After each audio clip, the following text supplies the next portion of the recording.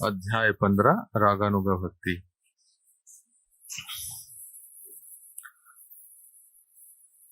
रागानुगा भक्ति के उदाहरण वृंदावन में कृष्ण के सखाओं में आसानी से देखे जा सकते हैं। प्रेम प्रकाश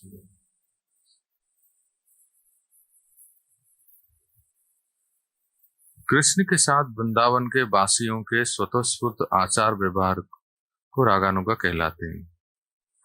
इन व्यक्तियों को भक्ति के विषय में कुछ भी नहीं सिखाना पड़ता।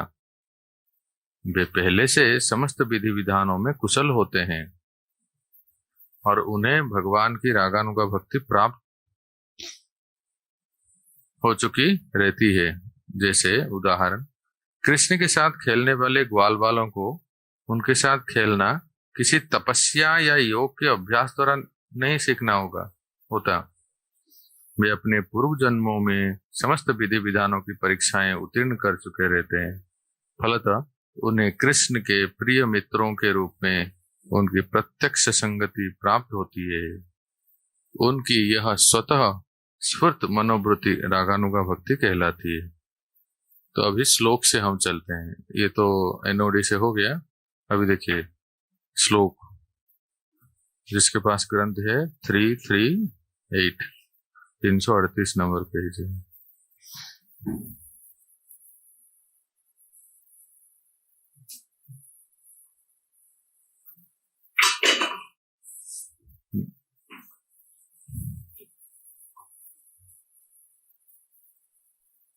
अभी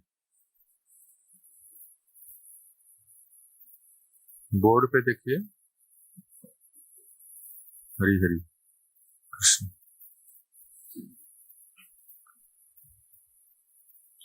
तो पहले तो हम जानते हैं कि राग क्या होता है। रागानुग, इसमें दो शब्द है, संधि होके रागानुग बनते। कोई विच्छेद कर सकता है क्या? हाँ, राग अनुग तो होता क्या है? रागानुग, रागानुगा। ठीक है, तो राग क्या है? और फिर देखते हैं अनुग, सामान्य अर्थ राग, आसक्ति, अटैचमेंट, किसी से भी। जैसे कोई एक बताइए, और सारे पूरा जीवन भर आसक्ति ही पड़े, एक पूछ रहे हैं आप। इसमें उदाहरण क्या पूछना है? पूरा जकड़ा हुआ है ऊपर से नीचे तक। हाँ, परिवार और धन, देह, हाँ, खुद के शरीर के, स्त्री पुत्र परिवार और धन संपत्ति, लॉकर, हाँ बढ़िया। कोई अपना, किसी का अपना राग अपने लॉकर के प्रति होता है। सेल फोन, मोबाइल, हाँ, गैजेट्स के साथ भी राग होता है। और पदवी, वाह, पदवी में भी इतना आसक्त होते हैं कि छोड़ते ही नहीं राग। बच्चे और कुछ राग किससे होता है? हाँ, देश से भी होता है। किसी भी वस्तु या व्यक्ति के स्थिति के साथ आसक्ति होती है तो वो राग होता है। तो पर यहाँ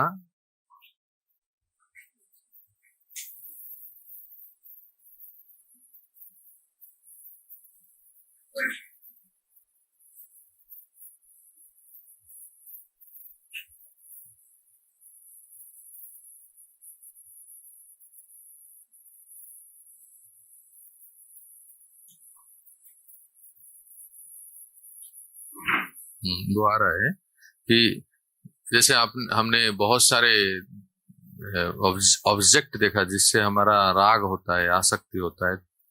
तो वास्तव में यहाँ जो हम पढ़ रहे हैं, इस संदर्भ में राग का अर्थ क्या है वो हम देखेंगे। तो सबसे पहले भक्ति रसायन सिंधु के श्लोक के अनुसार चलते हैं। विराजंतिम अभिव्यक्तम विराजन्तीम अभिव्यक्ताम ब्रजवासी जनादिषु रागात्मिकाम अनुसृता या सा रागानुगोच्यते। रागानुगा भक्ति समझने से पहले रागात्मिका हमें जानना है। ये रागात्मिका हम जानेंगे तो रागानुगा हम समझ जाएंगे। तो ये रागात्मिका क्या है? कहते हैं विराजंतीम स रागानुगा उच्यते, उसको रागानुगा भक्ति कहते हैं। किसको? रागात्मिका अनुसृता या दैट व्हिच फॉलोस आफ्टर रागात्मिका भक्ति, जो रागात्मिका भक्ति के को अनुसरण करते हैं। और ये किस में दिखाई देता है? विराजंतीम अभिव्यक्तिम फाउंड डिस्टिंक्टिवली विशेष करके ये विराजंते मतलब दर्शित होता है, दिखाई देता है। किसमें? ब्रजवासी जनादिषु। किसमें? ब्रजवासियों में। तो ब्रजवासी कौन है? सुदामा सखापू, कौन है ब्रजवासी? बोलिए सुदामा सखापू, ब्रजवासी कौन है? हाँ, जैसे कोई एक आध उदाहरण होते हैं। और आपका ही नाम बोल दीजिए। हाँ, इतना सोच क्यों रहे हैं? ब्रज में रहते हैं ब्रजवासी कौन नहीं जानते?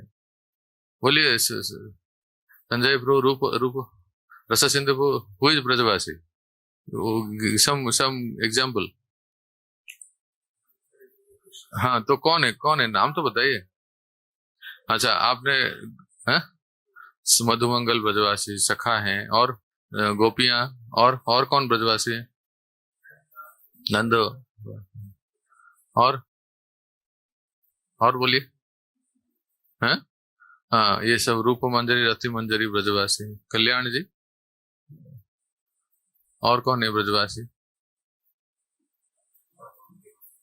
हाँ, रोहिणी माता है। आप सब इतने लोगों का नाम ले रहे हैं, मैं एक का नाम लेता हूं, आप बोले कि वो ब्रजवासी है कि नहीं है? प्रभुपाद भी है, हाँ वो भी है, वैष्णव, यहाँ उनका निवास है। मैं कहता हूं कि एक चींटी ब्रजवासी है, एक गिलेरी ब्रजवासी है। हाँ, क्या ये नहीं होंगे ब्रजवासी?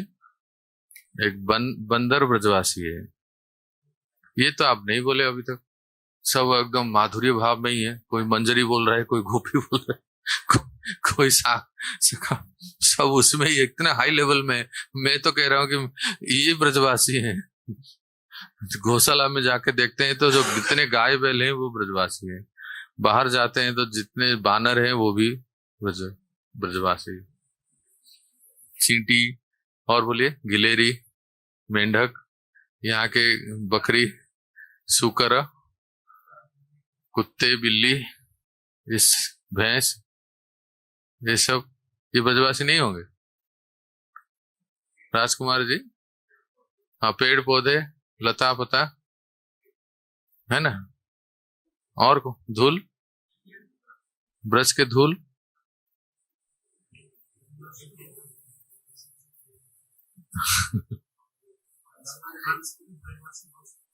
नहीं, देखिए इस श्लोक के अनुसार आप बोलेंगे।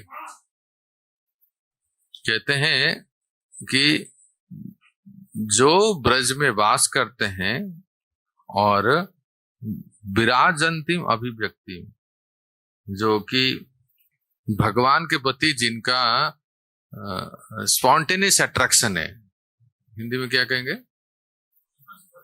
स्वाभाविक आकर्षण है। तो जो ये सब ब्रज में है, सभी ब्रजवासी हैं। इसलिए कहते हैं ब्रजवासी जन एवं ब्रज के गो, मृग, गौशाला में एक नील गाय है ना? हाँ, जब वो आई थी इतनी सी थी, अभी तो बड़ी हो गई, शायद बछड़ा है, शायद बड़ा हो गया, ऐसे बोलेंगे। गौ, मृग, सुक, तोते, सुख आदि में प्रकाश रूप में विराजमान जो भक्ति है, उस भक्ति को रागात्मिका नाम से कहते हैं। ब्रज के समस्त प्राणियों में भगवान के प्रति जो स्वाभाविक आकर्षण है, चलो अब लिख लीजिए, अब लिख रहे हैं तो लिख लीजिए।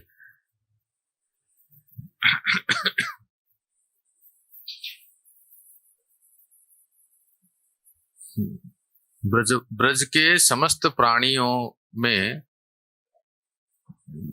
भगवान के प्रति स्वाभाविक आकर्षण को रागात्मिका भक्ति कहते हैं।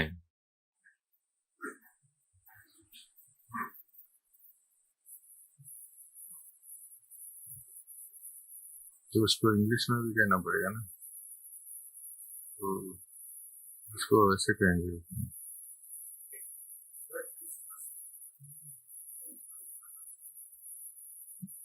किसके प्रति, वो तो लिखिए। नहीं, ब्रज के समस्त प्राणियों में भगवान श्री कृष्ण के प्रति जो स्वाभाविक आकर्षण है,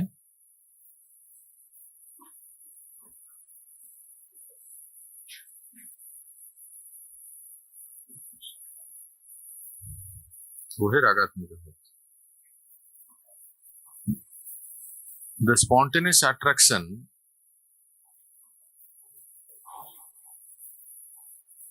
in the inhabitants of Braj towards Krishna, Sri Krishna,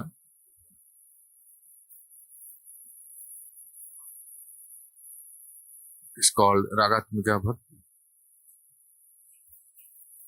तो इससे आपको समझ में आता है कि जो ब्रज में चींटी से लेके सर्वश्रेष्ठ गोप गोपी मंजरी श्रीमती राधा रानी तक समस्त सबका जो भगवान के प्रति एक स्वाभाविक आकर्षण है और राग है, उससे जो सेवा करते हैं उसको कहते हैं रागात्मिका भक्ति। तो अभी इसके बाद, जैसे आपने अभी डेफिनेशन सुना, इसके बाद नेक्स्ट क्वेश्चन मन में आता है जो मैं पूछूंगा आप सबसे, वो ये है, तो हम सब कौन है फिर?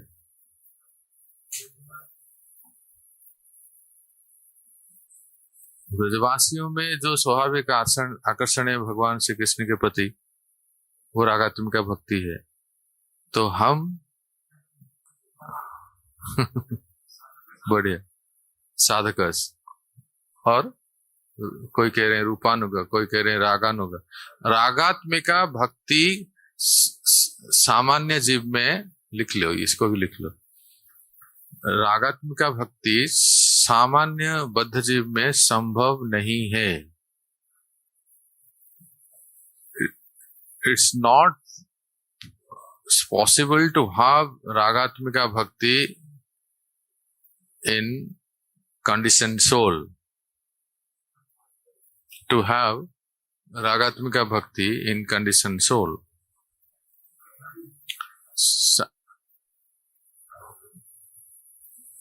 संभव नहीं। हाँ, तो समझ रहे हैं ना? Shri Hari Shyam, Where is your room partner? Call him. दो बलदेव भी नहीं दिख रहे हैं, बलराम जी आज जो नहीं आ पाएंगे तो फिर रागानुगा भक्ति नहीं कर पाएंगे, वैदिक भक्ति में ही अटक जाएंगे। आप सब लोग रागानुगा भक्ति कर लेंगे। तात्पर्य है कि देखिए, इससे आपको पता चलता है कि रागात्मिका भक्ति क्या हम सब कर सकते हैं? अभी तो लिखा आपने, इतना क्या सोच रहे हैं? हाँ बोलिए, जोर से बोलिए। नहीं, ये फिर कौन करते हैं? हाँ, केवल ब्रज के जो वासी हैं, जो ब्रज भगवान के पार्षद हैं, भगवान के पार्षद, only the associates of Lord, भगवान के पार्षद ही जो भगवान के साथ उनका स्वाभाविक आकर्षण है, वही रागात्मिका भक्ति है। बद्ध जीव उसके अधिकार नहीं है, वो संभव नहीं है। तो फिर कहेंगे कि हम फिर क्या कर सकते हैं? सुनिए, हम क्या कर सकते हैं? कहते हैं कि ऐसे रागात्मिका भक्ति की, लिखिए, इस रागात्मिका या ऐसे रागात्मिका भक्ति की जो अनुगमन करती है,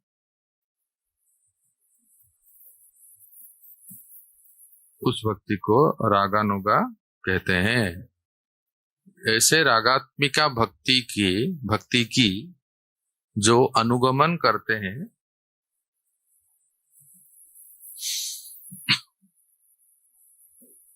उस भक्ति को रागानुगा कहते हैं।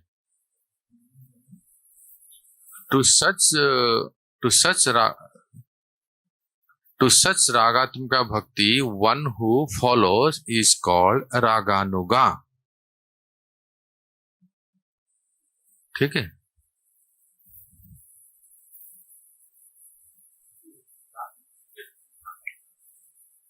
हाँ, वो आ रहा है।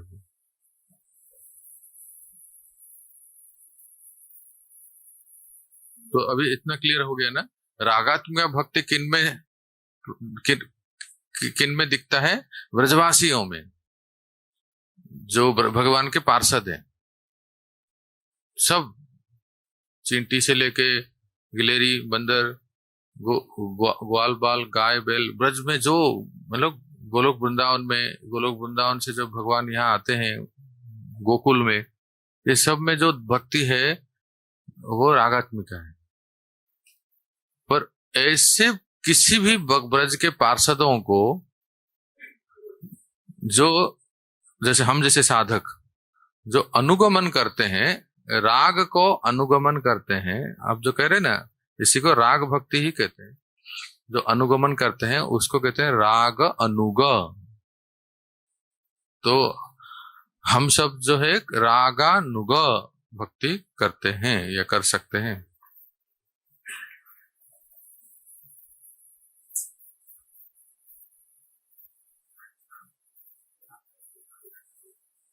हाँ, दो अलग है। ठीक है ना, क्लियरली समझ जाइए, दो अलग है। जैसे ये देख, श्लोक में लिखा है, रागानुगा विवेकार्थम आदौ रागात्मिको उच्यते। रागानुगा विवेकार्थम, इन ऑर्डर टू डिफाइन रागानुगा भक्ति, आदौ रागात्मिका उच्यते, फर्स्ट रागात्मिका भक्ति शुड बी डिस्कस्ड। पहले रागानुगा भक्ति चर्चा करने से पहले रागात्मिका, जो किन में दिखता है? केवल ब्रजवासियों में। हाँ, वो क्या है हमें जानना है। तो ये है वो कि जो ब्रजवासियों में जो भगवान के प्रति स्वाभाविक आकर्षण जो भक्ति है, वो है ये रागात्मिका भक्ति। ये श्लोक जो है देखिए, इष्टे स्वारसिकी रागः, प्लीज रिपीट, इष्टे स्वारसिकी रागः परमाविष्टता भवेत्, तन्मयी या भवेत् भक्ति, सात्र रागात्मिकोदिता।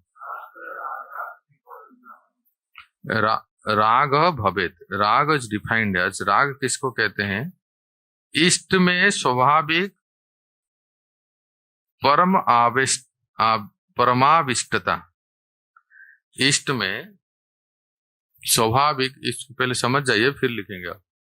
पहले रूप गोस्वामी बात करते हैं राग किसको? राग इज डिफाइंड एज स्वारसिकी, स्पॉन्टेनियस, परम आविष्ट, डीप थर्स्ट, एक विशेष आकर्षण, केवल सामान्य आकर्षण नहीं, इतना प्रगाढ़ आसक्ति, डीप थर्स्ट, जिसको प्यास लगता है। हरे कृष्ण। पर किसी को इतनी प्यास लगता है कि वो रहा नहीं जा रहे, देखे बिना, को सुने बिना, एक झलक पाए बिना, प्रगाढ़ आसक्ति, पागल के समान हो जाते।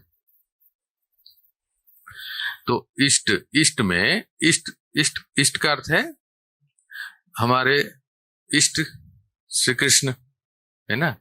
इष्ट में स्वाभाविक जो परम आवेश आकर्षण, उसको राग कहते हैं। वो तो किसी भी वस्तु और व्यक्ति के लिए, पर यहां हम भगवान श्री कृष्ण के लिए कहते हैं। और इस तन्मयी या भवेद भक्ति, भक्ति that is impelled exclusively by such a thirst, ऐसे प्रगाढ़ आकर्षण से जो भक्ति करते हैं, जो भगवान के साथ जुड़ते हैं, भगवान की सेवा में रत हैं, दैट्स कॉल्ड रागात्मिका भक्ति। शास्त्र रागात्मिका उदित है, उसको रागात्मिका कहते हैं, जो ब्रजवासियों में दिखता है, ब्रजवासियों में वो प्रकट दिखता है। इसलिए प्रभुपाद जी अपने ग्रंथ में लिखते हैं, आप देखिए, मैंने कई जगह पे ना, आपने शुरू में भी देखा होगा, इसको संशोधन की आवश्यकता है। हेनोडी इस ग्रंथ को संशोधन की आवश्यकता है, जो बीआरएस से थोड़ा सा मैच नहीं होता है। इसलिए इस दिन 3 दिन पहले जो पूज्य वृंदावन चंद्र महाराज सुबह सुबह मुझे पूछ रहे थे कैसी पढ़ाई चल रही है, तो उन्होंने भी कहा कि इस हेनोडी पुस्तक को थोड़ा संशोधन करना आवश्यक है, कि रूप गोस्वामी पाद के मूल ग्रंथ से वो जो भी यहाँ लिखा गया है ना, वो ठीक तरह से मैच नहीं होता है। इसलिए हम दोनों ग्रंथ को लेके आपको पढ़ा रहे हैं। अर्थात आगे जो भी है बीबीटी के एडिटर हैं, उनको ये एडिट करना चाहिए ताकि इसको शुद्ध हो। पहले भी एक दो जगह पे हमने दिखाया था। किस में दिखाया था? क्लेशाग्नि में आया था ना। हाँ, कूट अप्रारब्ध कूट बीज प्रारब्ध, उस सीक्वेंस में थोड़ा सा संशोधन हुआ था।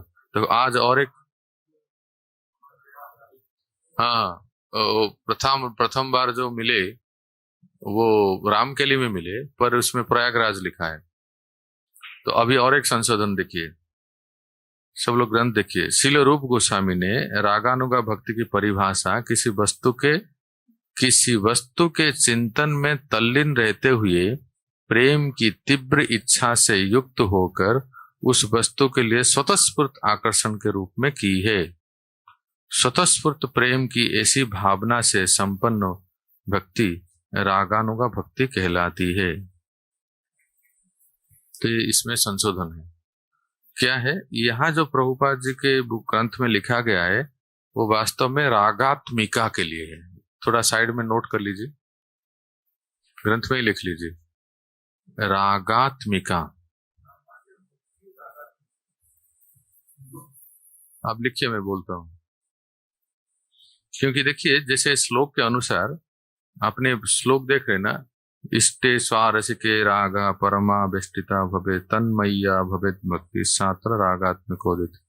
इस श्लोक के अनुसार जो ये डेफिनेशन है, जो इस भक्ति रसायन सिंधु मूल ग्रंथ में लिखा गया है, इसी को ही इसमें वर्णन करते हैं प्रभुपाद। फिर से एक बार पढ़ता हूं, सुनिए। श्रील रूप गोस्वामी ने रागानुगा भक्ति की परिभाषा, तो जो रागानुगा भक्ति की परिभाषा लिखा है ना, वो रागानुगा भक्ति के बदले रागात्मिका होना है। ठीक है,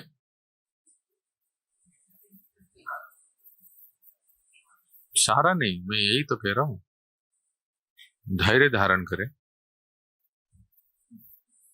इसी को मैं कह रहा हूं कि रागात्मिका यहाँ क्या होगा, आपको परीक्षा में प्रश्न होगा कि रागात्मिका भक्ति किसे कहते हैं, तो आप क्या लिखेंगे? ये लिखेंगे, किसी वस्तु के चिंतन में तल्लीन रहते हुए प्रेम की तीव्र इच्छा से युक्त होकर उस वस्तु के लिए स्वतःस्फूर्त आकर्षण। तो स्वतःस्फूर्त प्रेम की भावना से संपन्न भक्ति। एक लाइन में अगर कहेंगे रागात्मिका भक्ति क्या है, तो क्या लिखेंगे आप? हाँ, क्या लिखा है, पढ़ो। इंटेंस, हाँ,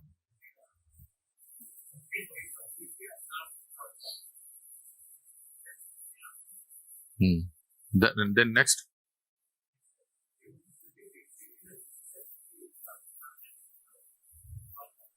दैट्स इंस्टेड ऑफ रागानुगा, राइट, रागात्मिका। तो वन लाइन डेफिनेशन, ठीक है, सब पीछे बोलिए। स्वतःस्फूर्त प्रेम की ऐसी भावना से संपन्न भक्ति रागात्मिका भक्ति कहलाती है। मतलब ऐसी भावना, तो प्रश्न होगा कैसी भावना, तो आपको वो पहला लाइन देखना पड़ेगा। किसी वस्तु के चिंतन में तल्लीन रहते हुए प्रेम की तीव्र इच्छा से, किसी वस्तु के चिंतन में, बोलिए,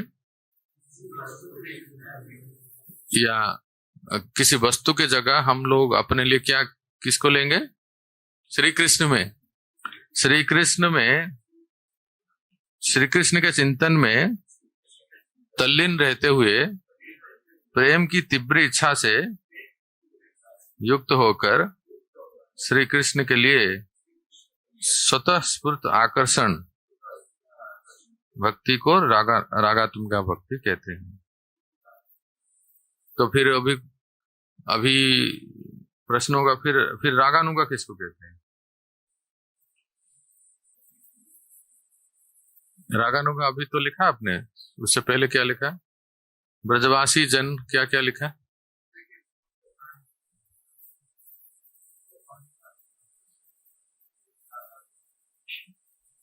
माइक दे दो इनको।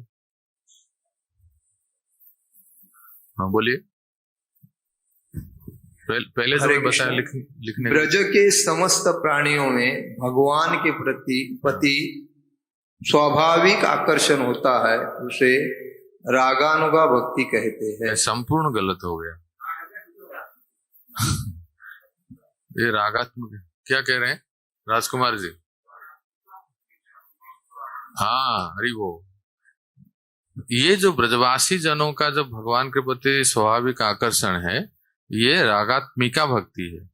हाँ, उसके फिर क्या बोलिए राजकुमार को? हाँ, इसमें लिखा है, देखिए, ऐसे रागात्मिका भक्ति के अनुगमन को रागानुगा भक्ति कहते हैं। अभी क्लियर?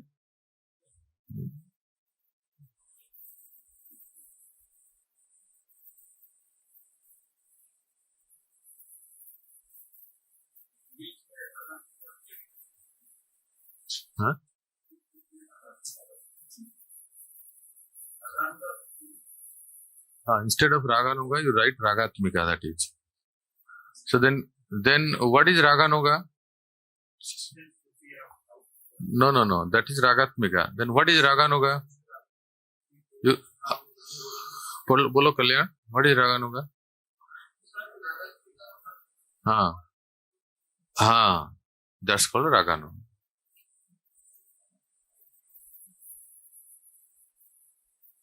अभी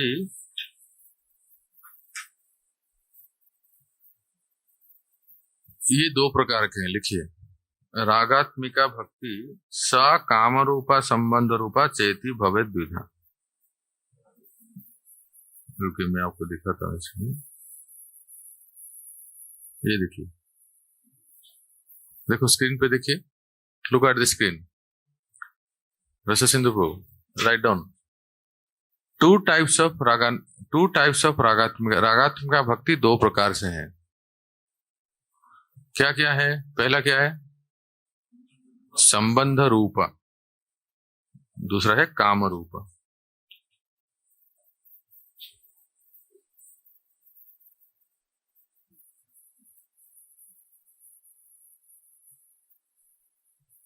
वो रागात्मिका भक्ति काम रूपा या संबंध रूपा भेद से द्विविध होती है। काम का अर्थ राग विशेष के द्वारा जो प्रेरित होते हैं उसे काम रूपा कहते हैं। देखिए, इसका अर्थ समझिए। रागात्मिका भक्ति दो प्रकार से है, एक है संबंध रूपा, दूसरा है काम रूपा। काम रूपा क्या है? तो कहते हैं कि आसक्ति, राग का अर्थ क्या है?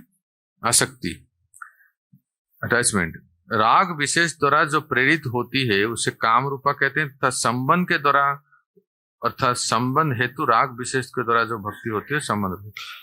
तो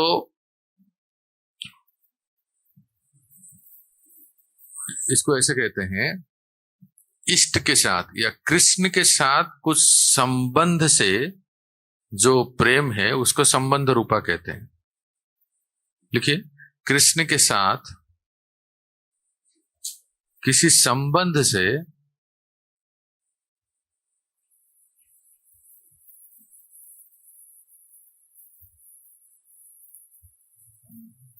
प्रेम को संबंध रूपा कहते हैं।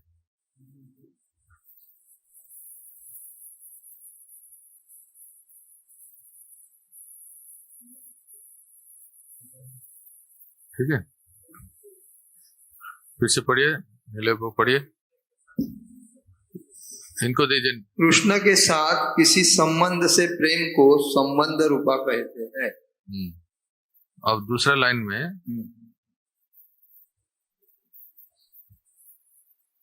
श्री कृष्ण के साथ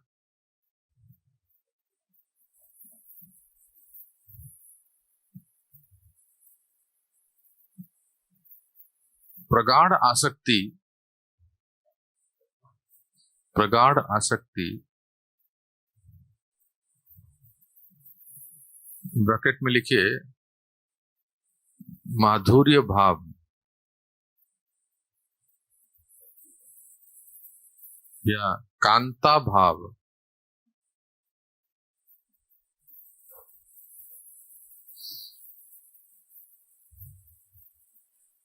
को काम रूपा कहते हैं।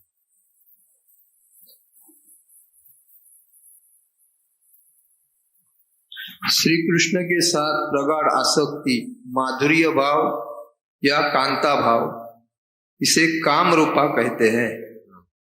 तो देखिए, इस प्रकार काम प्रेरित परिचर्या एवं संबंध प्रेरित परिचर्या भेद से रागात्मक अभिव्यक्ति दो प्रकार के हैं। यदि कि काम रूपा में भी संबंध विशेष होता है तथा पृथक रूप से नामकरण। तो सामान्य अर्थ इस प्रकार से है कि संबंध रूपा में कौन है, जैसे सुनिए, अब लिख सकते हैं कृष्ण के माता पिता, संबंध रूपा में लिखिए कौन कौन आएंगे, माता पिता, भाई,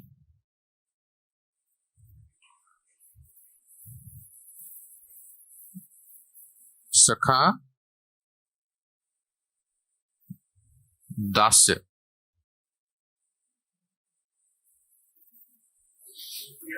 न, हाँ, जो बच्चे गोपियां वो है काम रूपा। माता पिता, भाई बहन, भाभी, सब सब। सखा, दास, ये सब संबंध रूपा में। काम रूपा में कौन रहेंगे, गोपी मंजरी।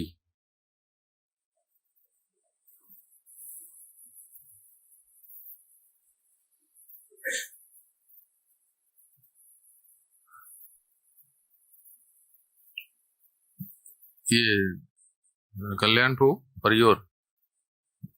What the definition of Kam Rupa? Kam Rupa means that bhakti which is typified or impelled by conjugal feelings, a particular type of thirst. Conjugal feelings, that is Kam Rupa. इसका फोटो ले लेना बाद में, photo ले लीजिए, इसको share कर सकते हैं। संबंध रूपा मीन्स संबंध, that bhakti undertaken or impelled by thirst caused by relationship. जितने गोपियां थे ना, कृष्ण के साथ क्या रिलेशन था इनका? गोपियां जो थे कृष्ण के साथ कोई प्रकट संबंध था इनका? कोई संबंध नहीं था। वो अन्यों के बेटियां थे, अन्य परिवार के थे, और कृष्ण नंदवा के पुत्र थे। तो उनके प्रति जो कांता भाव अर्थात पति भाव या प्रेमी भाव, ये काम रूपा है ना। तो एक उदाहरण देते हैं, यहां से शुरू करते हैं। अखिलेश को माइक दे दो। इस संदर्भ में श्रीमद् भागवतम में पढ़िए 7:130। इस संदर्भ में श्रीमद् भागवतम में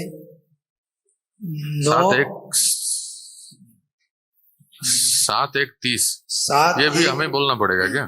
7:31 युधिष्ठिर के प्रति नारद मुनि के कथन का उल्लेख किया जा सकता है, जहाँ नारद कहते हैं, हे राजन, ऐसे अनेक भक्त हैं जो अपनी इंद्रिय तृप्ति के लिए भगवान से ईर्ष्या या भय के कारण या उनका प्रेम युक्त सानिध्य चाहने के कारण भगवान के प्रति पहले आकृष्ट होते हैं। अंततः ये आकर्षण भौतिक कलमश से रहित हो जाते हैं और पूजा करने वालों में धीरे धीरे आध्यात्मिक प्रेम विकसित होने लगता है, जिससे उन्हें शुद्ध भक्तों द्वारा अभिलषित जीवन का लक्ष्य प्राप्त हो जाता है। देखो, ये कहते हैं, ये 7वें स्कंद के श्लोक उद्धृत करके कहते हैं, जिस प्रकार से भगवान में भक्ति से मनोनिवेश करके उन अनेक व्यक्तियों ने उत्तम गति प्रेम को प्राप्त किए हैं, उसी प्रकार काम, द्वेष, भय, स्नेह से ईश्वर में मनोनिवेश करके आवेश के प्रभाव से द्वेष भय हेतु पाप विनाश भगवत भक्ति प्राप्त किए हैं। तो काम से भगवान को कौन प्राप्त किए हैं? उदाहरण बताओ। गोपियां, ठीक है।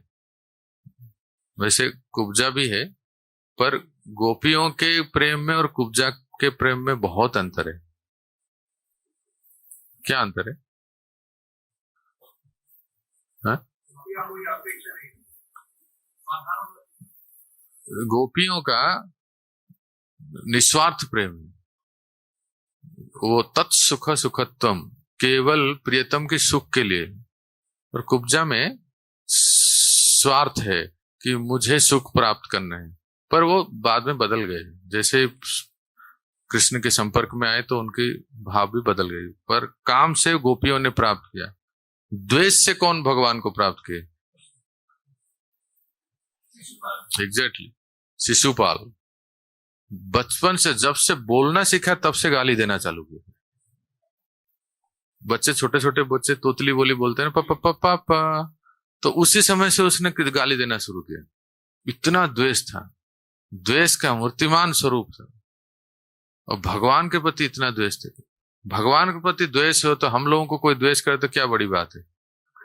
अरे ये मुझे पसंद नहीं करते हैं। और भगवान को पसंद नहीं किए तो हम कौन से खेत की मूली, है ना। जो द्वेष करते हैं, और वो दुनिया में ऐसे लोग रहेंगे ही।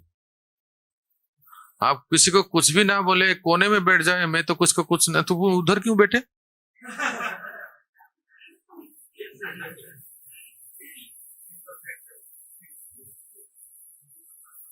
और कोई जगह नहीं मिला। करने वाला तो किसी तरह से ही द्वेष करे। द्वेष से भगवान को प्राप्त किया शिशुपाल। अब बोलिए भय। कंस बहुत भयभीत था। किसी भी नीले रंग का अगर कुछ उसको डोर स्क्रीन भी दिखता था ना, इसको हटाओ, कहीं विष्णु वहां से प्रकट ना हो जाए। बड़ा भय था, रात दिन बस। तो भय से उसने भगवान को प्राप्त हो गया। शिशुपाल द्वेष से भगवान को प्राप्त कर लिया। और स्नेह से कौन?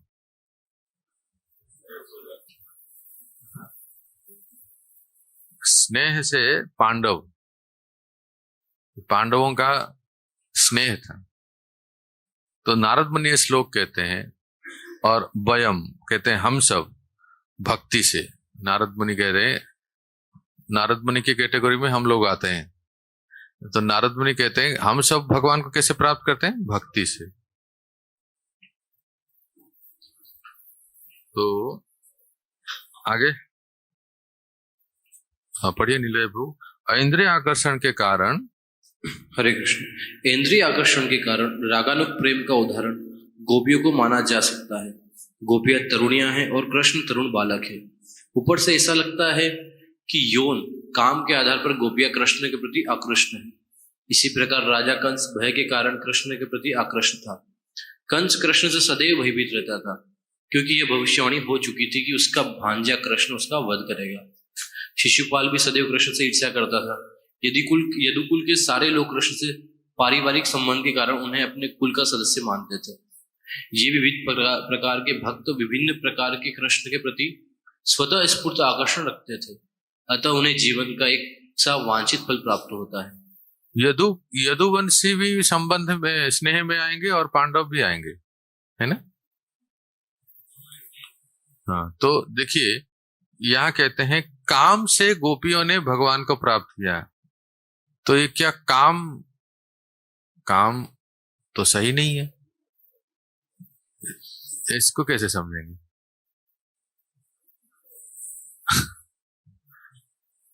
इस्कॉन वाले बस यही उत्तर जानते हैं। कोई अगर उत्तर नहीं जानते ना, बोल अचिंत्य भेदाभेद, बस हो गया ना वो।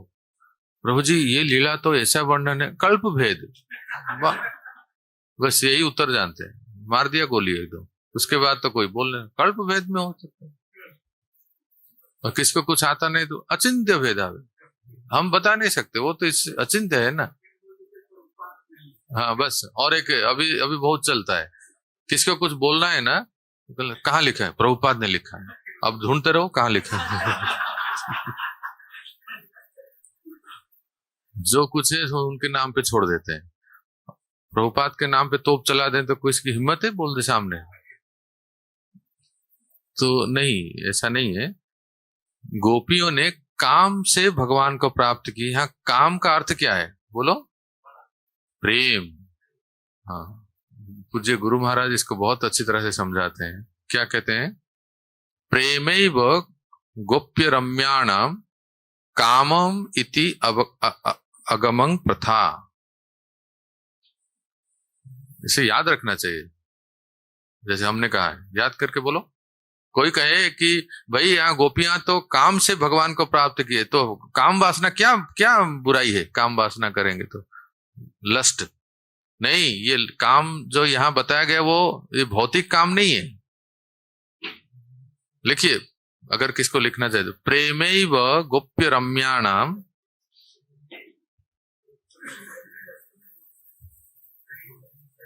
प्रेम एव गोप्य रम्याणाम कामम इति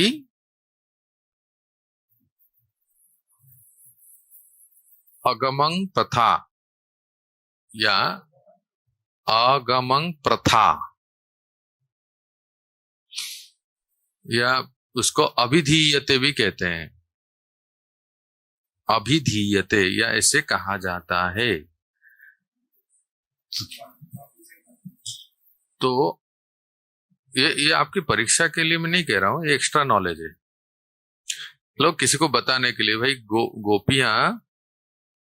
गोपियों के बारे में काम शब्द प्रयोग हुआ है, तो क्या गोपियों में काम था? नहीं, काम नहीं, वो प्रेम था।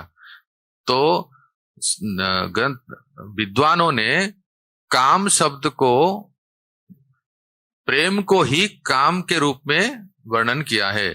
तो प्रेमैव गोप्य रम्याणाम कामम इति अभिधीयते। बोलो नीलय। स्पष्ट उच्चारण नहीं करते हैं आप लोग, आधे खा जाते हैं। संस्कृत को ऐसे एकदम विभक्ति के साथ कहाँ विसर्ग कहाँ अनुस्वार सब इसको कहेंगे तो वो समझ में आता है। ठीक है, इतना ही ठीक है। अभी संस्कृत नहीं पढ़ना है, ये अभी के लिए इतना ही ठीक है।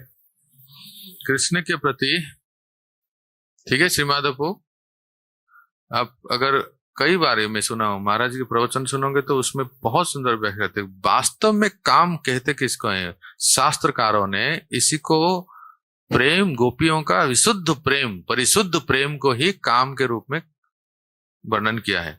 लेकिन आप अगर कुछ बोलते समय संस्कृत में इसको कहोगे तो सामने वाला एकदम चितपट हो जाएगा। अरे बाप, क्या बोलते हैं प्रभु जी, प्रमाण के साथ बोल दिए। इसलिए मैंने कहा कि आप इसको लिख सकते हो, याद कर सकते हो। यही है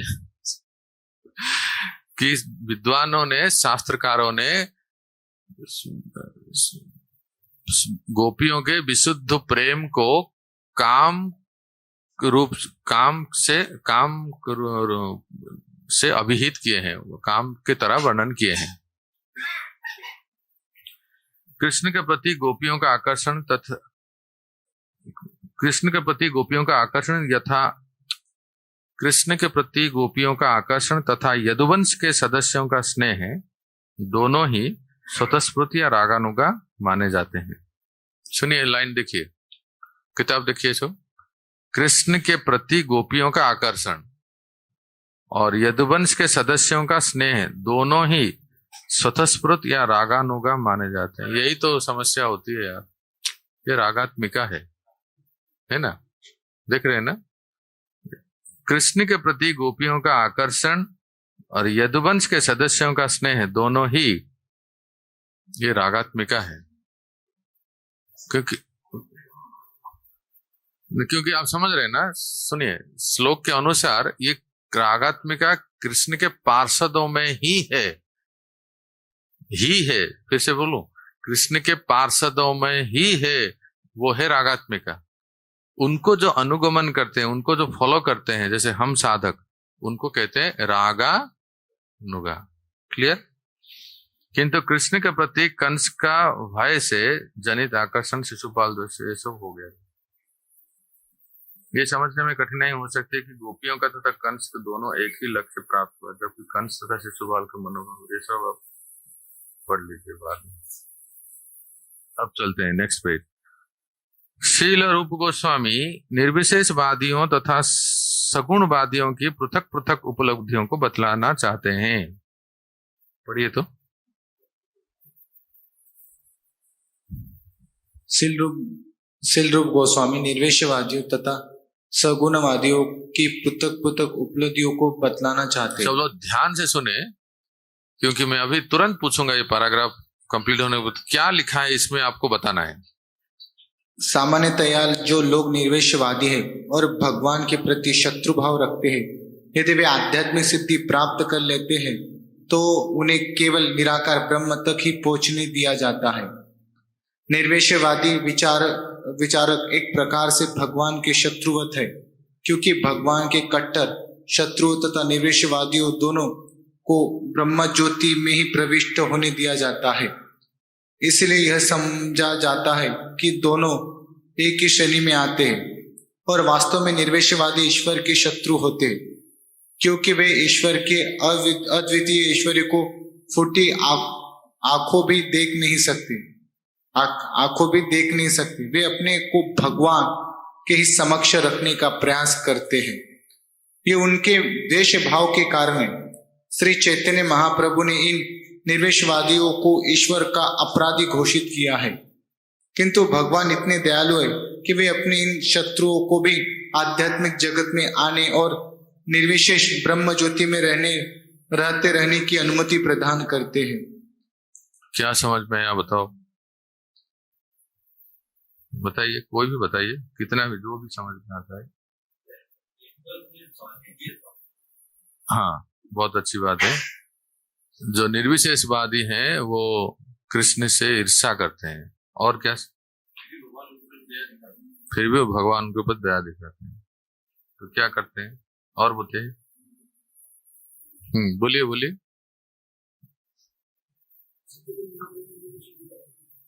हाँ, मतलब इसका, इस परपोर्ट का सार क्या है बताइए ना। हाँ, दया देखे क्या करते हैं। हाँ, निर्विशेषवादियां जो इम्पर्सनलिस्ट है, उनका डेस्टिनेशन क्या है, गति ब्रह्म ज्योति में उनका उनका जो लक्ष्य है, क्योंकि वो भगवान के साकार स्वरूप को मानते नहीं, राइट, तो भगवान के निराकार स्वरूप को मानते हैं। तो वैसे तो देखा जाए तो मायावादी तो इम्पर्सनलिस्ट भी दो प्रकार के होते हैं।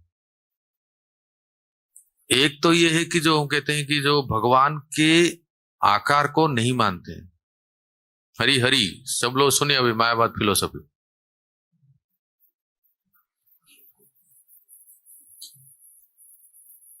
मायावादी भी कई प्रकार के होते हैं। देखिए मैं आपको बता रहा हूं, आप आप बताएंगे कौन है?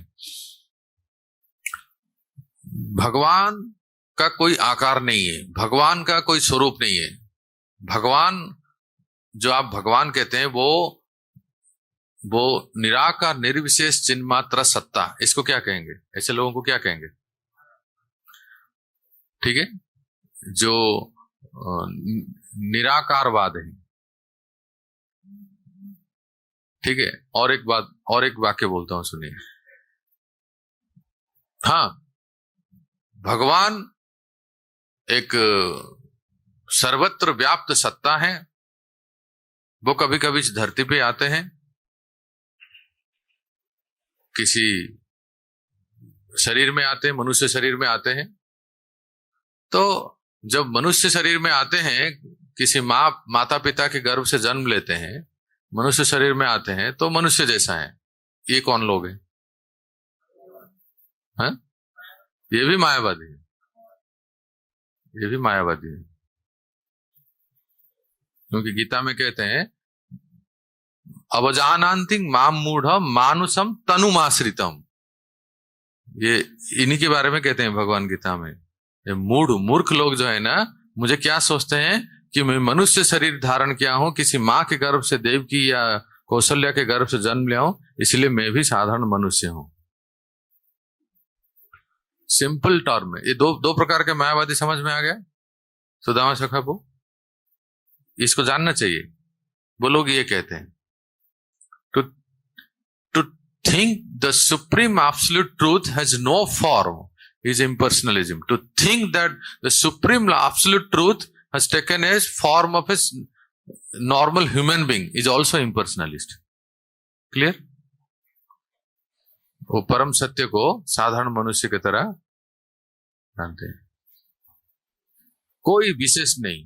इसलिए प्रभुपाद जी के प्रणाम मंत्र में निर्विशेष शून्यवादी, कोई आकार नहीं, उनमें कोई विशेषता नहीं है। आकार नहीं है, निराकार हो गए। उनमें कोई विशेषता नहीं है, जैसे हम हैं वो से वो हैं, ज्यादा से ज्यादा थोड़ा सुपर ह्यूमन बीइंग है। इस प्रकार से जो कहते हैं वो भी मायावाद के कैटेगरी में आते हैं। इसलिए निराकार निर्विशेष। और शून्यवाद कौन है? प्रभुपाद के प्रणाम मंत्र में ना शून्यवादी, शून्यवाद कौन है? हाँ, जैसे क्यों इनको कहेंगे? हाँ जी, मैंने पहले भी बताया था कि शून्यवाद मतलब जैसे वो कहते हैं घटाकाश फटाकाश। एक घड़ा है, घड़ा पॉट है, मटका है, स्काई, उसमें उसके अंदर आकाश है, बाहर भी आकाश है, राइट? तो जब विस्फोट होता है वो आकाश आकाश में मिल जाता है। तो उसी प्रकार से हमारा शरीर जो है घड़े के समान है, राइट? जब शरीर की मृत्यु, शरीर का नाश होता है, तो शरीर के अंदर जो, ये लिखना नहीं है भाई, समझ लो अच्छे, इसको भी लिख लेते, सब कुछ भी छोड़ते नहीं पहले समझ जाओ अच्छी तरह से। मतलब इस शरीर एक घड़े मटका के समान है। ये जैसे शरीर है, जैसे मटका है, जैसे शरीर है। इस शरीर का जब नाश होता है तो शरीर के अंदर जो पंचभूत है ना, पृथ्वी जल वायु आकाश है, वो आकाश वो मुख्य शून्य आकाश में मिल जाता है, तो कुछ रहता ही नहीं है, शून्य, एवरीथिंग इज जीरो, शून्य। इसको कहते हैं शून्यवाद। तो किस बात की दुख कर रहे हैं आप? सब एक दिन जो है मिल जाता है, शून्य में मिल जाता है, पर यहां एक कमी रह जाती है। वो क्या है जानते हैं? बताइए श्री हरिभू। बुद्धिस्ट शून्यवाद में व्हाट इज द डिमेरिट? फिर सोच के बताइए। क्या हमारा शरीर नाश हो गया तो इतना तो हम जानते हैं कि जो इथर है वो इथर में मिल जाता है, तो फिर बचा क्या है शरीर के अंदर? एग्जैक्टली, सब लोग हरि बोल बोलिए। इसको कोई नहीं समझ पा रहे अभी तक। आत्मा, हाँ आत्मा तो है ना, तो पहले तो वो आत्मा को ही स्वीकार नहीं करते हैं। पुनर्जन्म तो बात की बात है। वो क्यों आत्मा रहेगा तब ना वो दूसरे शरीर में जाएगा। इसको अच्छी तरह से समझिए, इसको खड़ा कर दीजिए।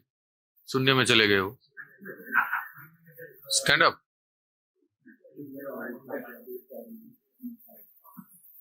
ये बहुत समझना जरूरी है। शून्यवाद है ना श्री माधवपुर, शून्यवाद क्या है बताइए तो।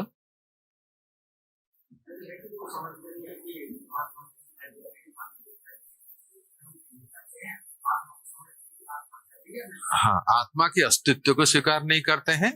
There is no existence of soul. जो शरीर है वही उतना ही जो दिख रहा है। ये शरीर पूरा होने के बाद वो सब महाकाश में मिल जाता है, पर इसलिए उसको शून्यवाद कहते हैं। तो मायावाद एक अलग हो गया। मायावाद में कम से कम वो आत्मा, शंकराचार्य भगवान बुद्ध के बाद ही शंकराचार्य आए ना, तो भगवान बुद्ध के मत को खंडन करने के लिए फिर शंकराचार्य आए, उन्होंने वेद को स्थापित किया। उन्होंने सबसे पहले कहा कि आत्मा है, पर इतना है कि दूसरा उन्होंने मतलब भगवान के आदेश से ही उन्होंने गलत सिद्धांत किया कि आत्मा परमात्मा एक है। अहम ब्रह्मस्मि। ये वैष्णव का मत भी है अहम ब्रह्मस्मि। हम ब्रह्म है, आत्मा क्या ब्रह्म नहीं है? हाँ, पर परब्रह्म का अंश है। बट अहम ब्रह्मस्मि का इम्पर्सनल कंसेप्ट क्या है कि हम भी ब्रह्म है। वो जैसे परब्रह्म है, हम भी ब्रह्म है। हम भी वो परब्रह्म नहीं, वो ब्रह्म है, हम भी ब्रह्म है। एक है, आत्मा और परमात्मा एक है। ये है मायावाद या इम्पर्सनलिज्म, वो शून्यवाद। और तीसरा है ब्रह्मवाद। ये क्या है?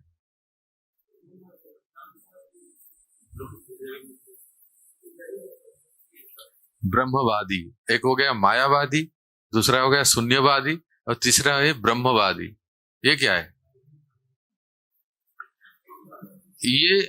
ये देखिए, इसको समझिए थोड़ा अच्छी तरह से, उदाहरण से समझ जाएंगे। जैसे चतुष कुमार, ये मायावादी नहीं थे, ये ब्रह्मवादी थे। ब्रह्मवादी में क्या है कि सर्वम खलु इदम ब्रह्मन, सर्वत्र उनको भगवान की जो निराकार निर्विशेष सत्ता है, जिसको ब्रह्म कहते हैं, वो सर्वत्र उनको दिखता है कि भगवान तो सर्वत्र है। आप सिर्फ मंदिर में क्यों देखते हो? सर्वत्र भगवान है। तो ये अपने आप को भी देखते हैं, मैं भी ब्रह्म हूं और मैं जो इस ब्रह्म का अंश हूं, मैं ब्रह्म हूं और सर्वत्र ये ब्रह्ममय दिखता है, सब कुछ ब्रह्म है। तो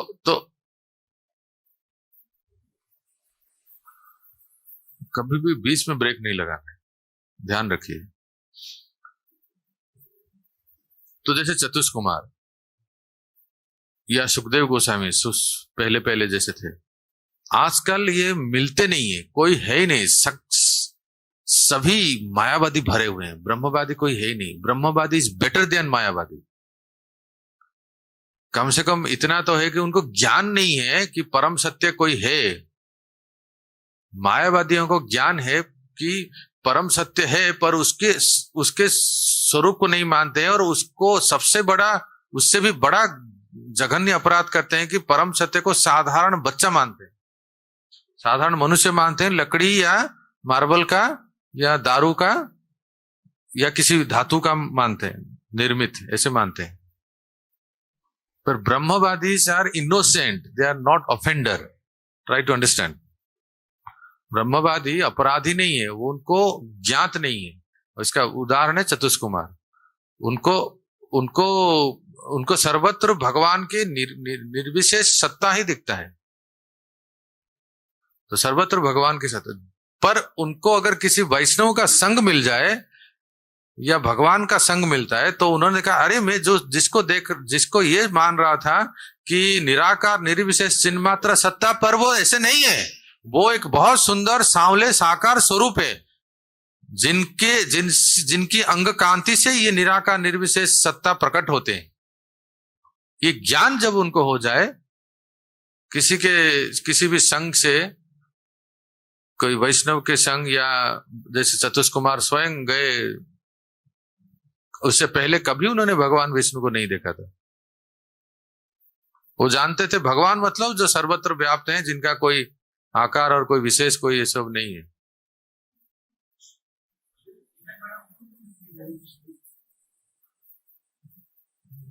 खड़े हो जाओ।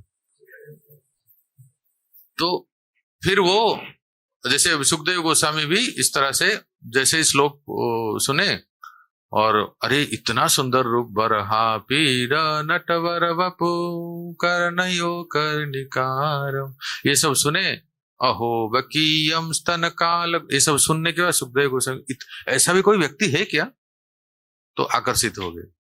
इसलिए भक्तों आज की तारीख में ब्रह्मवादी कोई नहीं है, सगड़े मायावादी है। सभी भरे हुए हैं मायावादी सब जगह। हाँ वही तो है, एक तो भगवान के आकार को नहीं मानते हैं, भगवान को निराकार मानते हैं और कहते हैं कि भगवान जो है बच्चे है, साधारण मनुष्य है। अब जानन्ति मां मूढ़म मानुषम तनिमाश्रितम, वही जो ब्रह्म है, निराकार निर्विशेष चिन्ह मात्र सत्ता आपके सामने जगन्नाथ के रूप में आ जाते हैं, आपके सामने विठल के रूप में आ जाते हैं, आपके सामने बिहारी जी के रूप में आते हैं। वास्तव में भगवान का कोई रूप नहीं होता है, कोई आकार नहीं होता है। कितनी बड़ी बड़ी भाषण देते हैं ना ये लोग, और लोग अरे मारो ताली ठोको ताली। ऐसा प्रवचन ना कभी सुना, किसने ऐसा जाकर प्रवचन सुन के पूछा गया कि प्रभु जी आपने क्या, अरे क्या प्रवचन था प्रभु, पूछिए ही मत। अरे क्या था वो बताओ तो एकदम इतना ऐसा था कि सब ऊपर से गया, बोल ही नहीं सकते।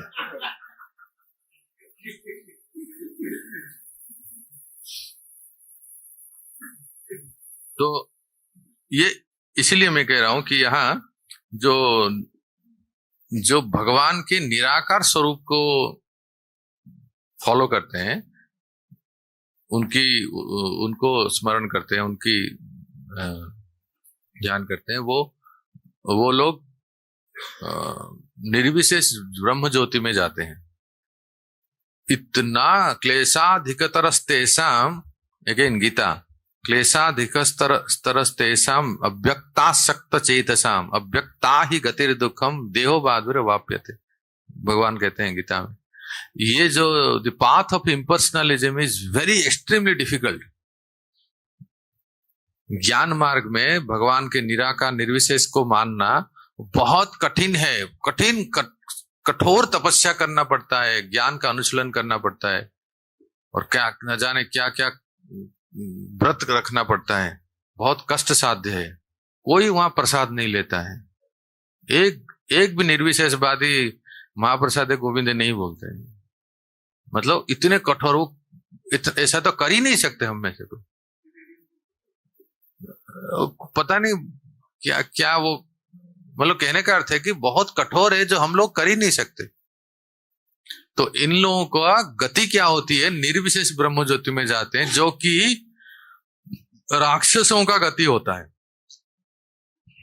भगवान श्री हरि विष्णु किसी भी दैत्य का नाश करते हैं तो उसका आत्मा जो है कहां जाता है, ब्रह्म सायुज्य, ब्रह्म ज्योति। मुक्ति 5 प्रकार के, एक एक बोल दो फटाफट। सालोक्य, सारूप्य, सामीप्य, साष्टी और सायुज्य। जो सायुज्य है वो प्राप्त होते हैं ये भगवान के द्वारा वध किए हुए राक्षस, और जो कि ये सब जो निर्विशेषवादी लोग तपस्या करके वहीं जाते हैं। कभी कभी कोई निर्विशेषवादी अपने को क्रमशः भगवान के सविशेष भाव तक ऊपर उठा सकता है। बड़ा अच्छा है, देखिए कोई निर्विशेषवादी का कल्याण होता है क्या, कल्याण जी?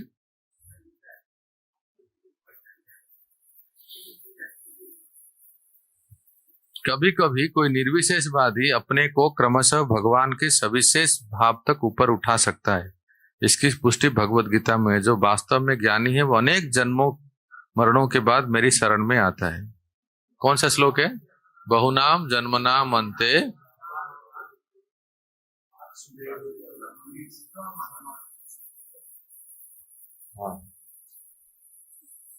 ऐसी शरणागति से निर्विशेषवादी वैकुंठ लोग जा सकते हैं। ये मैं पहली बार सुना, इसलिए मैं इसको अंडरलाइन किया। मैं कोई पूछेगा तो बोला प्रभुपाद कहते हैं, देखो एनओडी में टेक्स्ट पेज नंबर 121 में कि ऐसी शरणागति से निर्विशेषवादी वैकुंठ लोग जा सकते हैं जहां शरणागत जीव के तौर पर उसे भगवान जैसा शारीरिक सारूप्य प्राप्त होता है। पूछेंगे ना आपसे कोई भी, निर्विशेषवादियों का जो ब्रह्म ज्योति में जाते हैं, क्या वो उनका एलिवेशन होता है, उनका और प्रगत होता है, कि वो ही रहते हैं? तो यहां जो प्रभुपाद जी ने लिखा है ये आप बता सकते हैं, होता है, बहुत कम होता है। कहते हैं, कल हम भक्ति वैभव क्लास में इसका चर्चा कर रहे थे, ब्रह्म ज्योति जहां से आध्यात्मिक जगत शुरू होता है ना, सबसे पहले ब्रह्म ज्योति के बाद कैलाश लोक है जहां सदाशिव रहते हैं। सदाशिव अपने संग के प्रभाव से ऐसे निर्विशेष ब्रह्म ज्योति में जो जीवात्माएं रहते हैं ना, उनको अपने संग के प्रभाव से आगे के वैकुंठ लोक को जाते हैं। या कभी कोई नारद या चतुष्कुमार आदि कोई जो वैष्णव हैं, उनके संग के प्रभाव से ब्रह्म ज्योति से भी यत् किंचित जीवात्मा एलिवेट होके भगवान के धाम में जा सकते हैं, पर ये बहुत संख्या में कम होते हैं।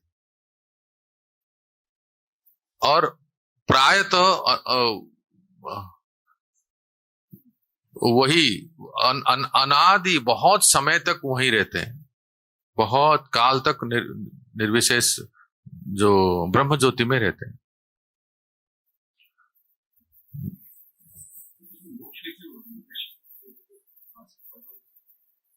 यहाँ फॉल डाउन की चर्चा ही नहीं हुई।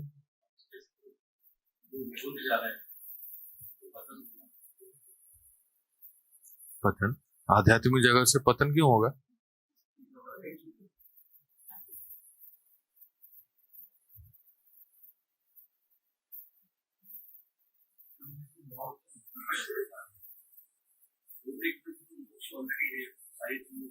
हाँ, उठा जा सकता है, उठा जाते ही नहीं कहते हैं, उठा जा सकता है। They can go from impersonal Brahman, they can go to the higher destination, मतलब वैकुंठ लोक। शब्दों को देखिए ना। अरे नहीं, अच्छा ये पूछ रहे हैं।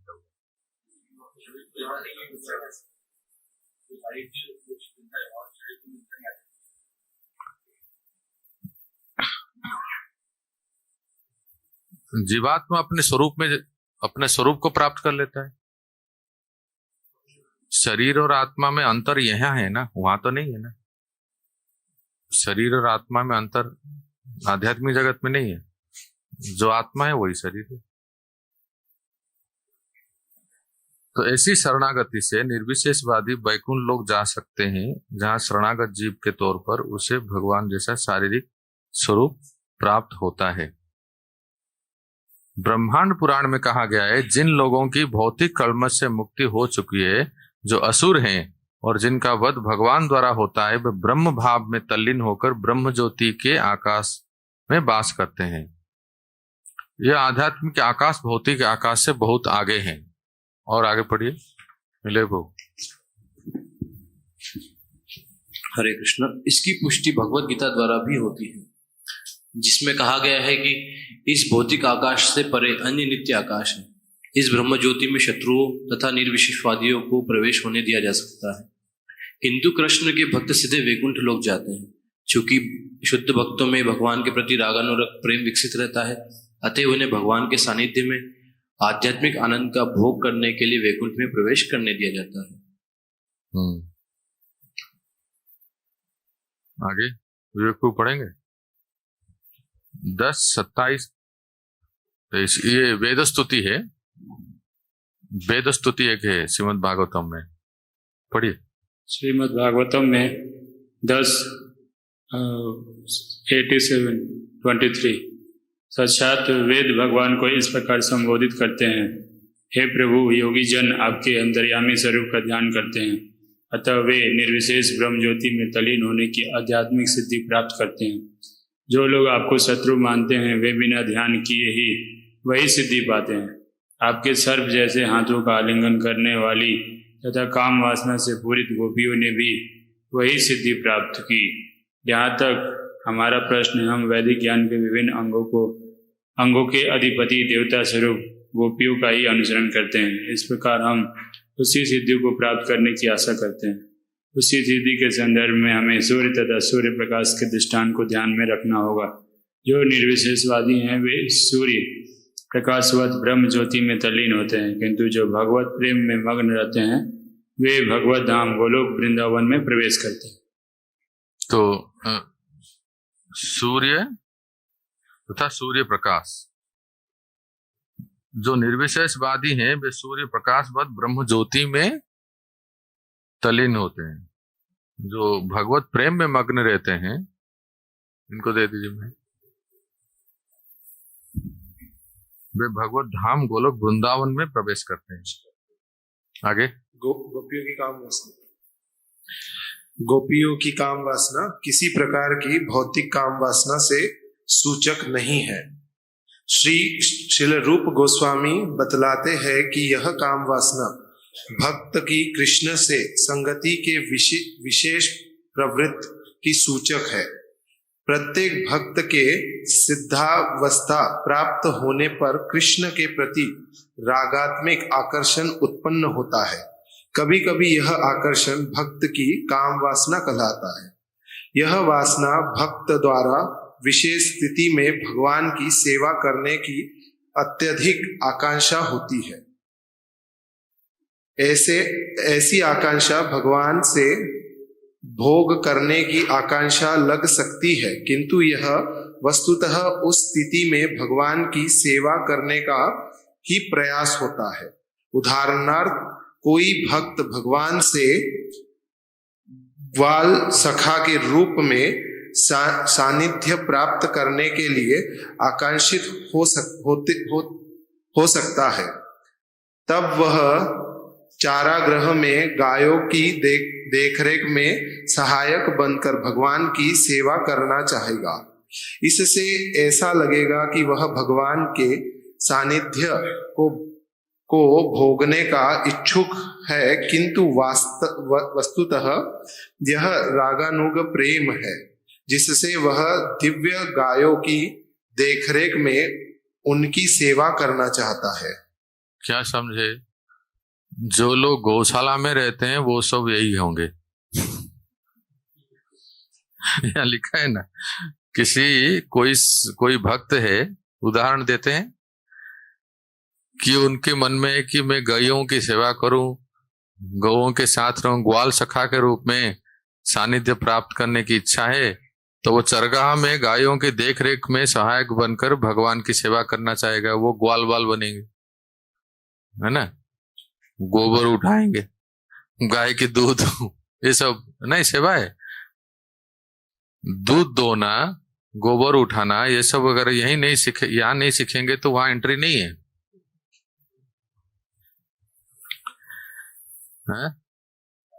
गाय को चारा देना, कुछ लोग तो गाय के पास जाने से कतराते हैं, पता नहीं ऐसे से उनको कुछ हो गया हो। नहीं, ऐसे नहीं होना चाहिए। तब तो फिर अब गोलोक वृंदावन कैसे जाएंगे? इससे ऐसा लगेगा कि वो भगवान के सानिध्य को भोगने का, पर वो इच्छुक है, ऐसा नहीं है, पर वो भगवान के साथ संग में रह के प्रेम से सेवा करना चाहते हैं। वो रागानुगा प्रेम है ना, कल्याण प्रभु। अब है काम रूपा रागात्मिका भक्ति, जिसको इंद्रिय आकर्षण कहते हैं। सचिनंदन प्रभु पढ़िए। चलो मैं इंद्रिय आकर्षण, भगवान की सेवा की यह उत्कट इच्छा ब्रज की दिव्य भूमि में प्रकट होती है, और वो भी विशेषकर गोपियों में। कृष्ण के लिए गोपियों का प्रेम इतना उच्च है कि कभी कभी हमें समझाने के लिए इसे काम वासना के रूप में बतलाया जाता है। श्री चैतन्य चरितामृत के लेखक कविराज कृष्णदास ने, तो आपने देखा ना, मैंने जैसे पहले ही बताया था, कृष्ण के लिए जो उत्कट आकर्षण, उनको सुख देने की, ये काम वासना जैसे दिखता है। आप अगर थोड़ा सा ध्यान से अगर अर्थों को समझेंगे ना, श्लोक तो सुनते ही एकदम समाधि लग जाती है, ओहो क्या कहना। लेकिन अगर अर्थों को समझेंगे तो आपका मन भी लग जाएगा उसमें। वो है गोपी गीत। गोपी गीत में 3 स्थान पर आप गोपी गीत जब शुरू होगा, आप सुनते समय अगर अर्थ देखेंगे तो आप गिन सकते हैं। अलग अलग 3 श्लोक में गोपियां भगवान से ये प्रार्थना कर रहे हैं, आप अपने चरणों को हमारे बक्षस्थल पे रख दें। तो ये किसके लिए? उनको, ये कृष्ण को सुख देने के लिए, कि उनके कठोर चलती यश वजान चारयन पसुन नलिन सुंदरम नाथ ते पदम शिल तृणांकरे सीदतीति न कलिलतांग मन कांत गच्छति। गोपियां कह रहे हैं ना, आप जब वन में गाय चराने जाते हैं तो आपके चरणों में कांटे और पेबल्स को क्या कहेंगे, कंकड़, ये सब चूकते हैं। तो हम अपने बक्षस्थल में रख के उसको सहलाना चाहती हैं, उसको उस सेवा करना चाहती हैं। तो यहाँ ये काम हुआ क्या? विशुद्ध प्रेम, केवल प्रेम नहीं, परिशुद्ध विशुद्ध प्रेम, जो कि केवल अपने प्रेमी को सुख देने की है ना। पढ़िए। श्री चैतन्य चरितामृत के लेखक कविराज कृष्णदास ने काम वासना तथा सेवाभाव के अंतर को इस प्रकार प्रकट किया है। काम वासना का अर्थ है अपनी निजी इंद्रियों की तृप्ति करने की इच्छा, और दिव्य इच्छा का अर्थ है भगवान की इंद्रियों की सेवा करने की इच्छा। भौतिक जगत में प्रेमी द्वारा अपनी प्रेमिका की इंद्रियों की तृप्ति करने की इच्छा जैसे कि कोई वस्तु नहीं है। वस्तुतः भौतिक जगत में प्रत्येक व्यक्ति अपनी ही इंद्रियों की तृप्ति चाहता है, किंतु गोपियों थी कि वे भगवान की इंद्रियों की तृप्ति करने के अतिरिक्त और कुछ भी नहीं चाहती थी। भौतिक जगत में इस तरह का कोई दृष्टांत नहीं मिलता, इसलिए विद्वज्जन कभी कभी कृष्ण के प्रति गोपियों के भावात्मक प्रेम को भौतिक जगत की कामवासना जैसा वर्णन करते हैं, किंतु इसके शाब्दिक अर्थ को कोई ग्रहण नहीं करना चाहिए। यह तो दिव्य स्थिति को समझाने का प्रयास की एक विधि है। एक प्रयास बस कर रहे हैं कि गोपियों का प्रेम किस प्रकार से परिशुद्ध है, ये व्यक्त करने के लिए कुछ भाषा तो चाहिए ना। You need some language to express this. तो इसलिए उसको काम की तरह वो दिखता है बस। और यही वो श्लोक है, अंतिम श्लोक में गोपियां कहते हैं, यत्ते सुजात चरणाम्बुरुहं स्तनेषु भीतासने प्रिय दधि महि कर्कशेषु तेनाटवीं अटसि तद्व्यथते न किं स्वीत् कृपादिभिर्भ्रमति धीर् भवदायुषां नः। अंतिम श्लोक में भी यही मांगते हैं कि आप अपने चरणों को हमारे बक्षस्थल में रखें, हम उनको सहलाएंगे और उनकी सेवा करेंगे। यह है विशुद्ध प्रेम। उद्धव जैसे महान भक्त, हरे कृष्ण, उद्धव जैसे महान भक्त भगवान के परम प्रिय मित्र है और वे सभी गोपियों के पद चिन्हों का अनुसरण करने की कामना करते हैं। अतएव कृष्ण के प्रति गोपियों का प्रेम निश्चय ही भौतिक कामवासना नहीं है, अन्यथा उद्धव क्यों उनके चरण चिन्हों पर चलना चाहते। दूसरा दृष्टांत स्वयं चैतन्य महाप्रभु का है। एक मिनट, उद्धव का उदाहरण कहते हैं, कविराज गोस्वामी बंगला में ऐसे कहते हैं, अगर गोपियों का प्रेम नहीं होके काम वासना होता तो उद्धव जैसे महान जो बृहस्पति के शिष्य हैं, वो गोपियों, ये ब्रज में आए थे गोपियों को भगवत गीता का ज्ञान देने के लिए। ज्ञान गुदरी में आके, ज्ञान गुदरी जानते हैं? हाँ, ज्ञान गुदरी में अभी आ रहा है ना नरोत्तम दास ठाकुर के तिरुभाव, तो दीनबंधु प्रभु, श्रीमान दीनबंधु प्रभु सब भक्तों को लेके जाते हैं। तो ज्ञान गुदरी में उद्धव आए और वो ही भगत बन गए गोपियों के चरण रज को प्राप्त करने के लिए। ज्ञान की गठरी लेके आए थे गोपियों को समझाने के लिए। तुम लोग इतना क्यों रोते हो? कहाँ नहीं है भगवान बताओ? सर्वत्र हैं। तो बड़ा सुंदर स्थान है। अभी इस बार आप जा सकते हैं कभी, है ना। परिक्रमा में केसी घाट के बाद जब उस तरफ जाते हैं परिक्रमा रास्ता में, वृंदावन परिक्रमा में, तो एक स्थान आता है, किसको भी आप पूछ सकते हैं, सुदामा कुटी। जगन्नाथ मंदिर जो है, एक जगन्नाथ मंदिर से पहले सुदामा कुटी और पूज्य श्री राजेंद्र दास महाराज जी का मलुक पीठ, वही है ज्ञान गुदरी। वहां अंदर जाएंगे तो नरोत्तम दास ठाकुर के विग्रह हैं। तो तात्पर्य है कि उद्धव जैसे महान विद्वान, आप लोग कहां से पढ़ के आए मुझे पता नहीं, उद्धव स्वर्ग से पढ़ के आए, हेवनली रिटर्न, बृहस्पति के शिष्य हैं, और ऐसे उद्धव गोपियों को अपना गुरु मानते हैं। दूसरा उदाहरण है चैतन्य महाप्रभु। चैतन्य महाप्रभु एक स्वयं भगवान होके एक सन्यासी थे। सन्यासी थे मतलब इतने कठोर सन्यासी, उनके पास कोई स्त्री आ ही नहीं सकती थी, दूर से ही प्रणाम करते थे, इतने कठोर नियम। पर वो क्या पागल हो गए कि गोपियों को अपना गुरु मानते हैं? पढ़िए। दूसरा दृष्टांत स्वयं चैतन्य महाप्रभु का है। संन्यास स्वीकार कर लेने के बाद वे स्त्रियों के सानिध्य से दूर रहते थे, तो भी उन्होंने यह शिक्षा दी कि गोपियों ने जिस विधि से कृष्ण की पूजा की, उससे बढ़कर कोई अन्य विधि नहीं है। इस तरह श्री चैतन्य महाप्रभु तक ने काम वासना से प्रेरित गोपियों द्वारा कृष्ण की पूजा विधि की अत्यंत प्रशंसा की है। इसका यही अर्थ हुआ है कि यद्यपि कृष्ण के प्रति गोपियों का आकर्षण काममय प्रतीत होता है, किंतु यह रंच मात्र भी भौतिक नहीं है। दिव्य पद को प्राप्त हुए बिना कृष्ण एवं गोपियों के संबंध को समझ पाना अत्यंत कठिन है, क्योंकि यह तरुण तथा तरुणियों के सामान्य व्यवहार सा प्रतीत होता है। इसलिए कभी कभी इसे भौतिक जगत का सामान्य काम व्यापार समझ लिया जाता है।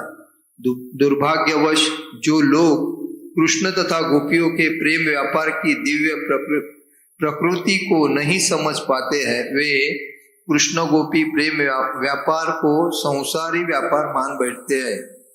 इसीलिए कभी कभी वे आधुनिक शैली में उनके अत्यंत कामुक चित्र बनाते हैं। तो देख रहे हैं प्रभुपाद जी हमें सतर्क कर रहे हैं। ऐसे पेंटिंग्स भी आप देखेंगे तो उनको देखना भी नहीं चाहिए, जहां इतना डिस्ट्रक्टिव, बहुत ही उत्तेजक पेंटिंग भी बनाते हैं। ऐसा क्यों होता है कि जिस व्यक्ति के अंदर जो चेतना है वही प्रकट करते हैं। हाँ, वही प्रकट होता है। ये सब सही नहीं है। और दूसरी बात है कि आजकल के लोग, जो 2023 के लोग, कृष्ण को तो लवर्स गॉड मानते हैं। ऐसे हम लोग कहते हैं गोविंदम आदि पुरुषम तमहं भजामि, उनको तो कहते हैं कि ये तो लवर्स गॉड है, तो प्रेमियों का भगवान है। और ऐसे ऐसे सीरियल भी, क्या क्या मूवी सिनेमा सीरियल बनाते हैं, जाके लोग भी ऐसे सोचते हैं कि हम भी ऐसे करेंगे। तो ये सावधानी करते हैं। दूसरी ओर कुब्जा की काम वासना को